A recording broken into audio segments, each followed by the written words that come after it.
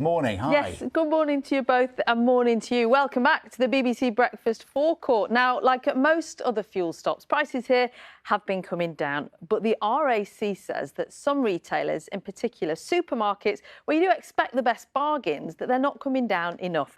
So fuel prices have been high for a while now. You'll know that. Why? Because of increased demand after lockdown and that pressure on supplies following the invasion of Ukraine. The price for a litre of petrol peaked at more than £1.90 in the summer, with diesel even higher, around £1.98. Average prices have come down a lot since then, but should they have dropped even more? The wholesale cost of a litre of unleaded, so that's what shops are buying it in for, has now fallen by 13 pence.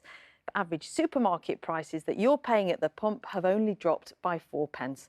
What about diesel? Well, the wholesale cost of that has dropped by about 22 pence, but the price at the pump has fallen by just 3 pence. If you're a diesel driver, you'll probably have noticed that that gap between petrol and diesel is now bigger than it's ever been.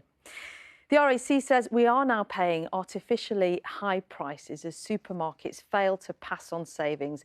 It estimates that some are making 15 pence per litre. That's the biggest margins they've ever seen.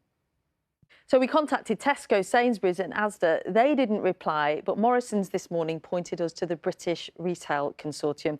They've told us that retailers are doing everything they can to offer value for money and that supermarket fuel remains cheaper than other retailers. And yes, it does. Earlier on breakfast, the business secretary told us he is now looking into whether fuel prices are artificially high. So his advice then is to shop around to help drive down prices. But that's not always convenient. The RAC might argue we shouldn't have to. They should be coming down anyway.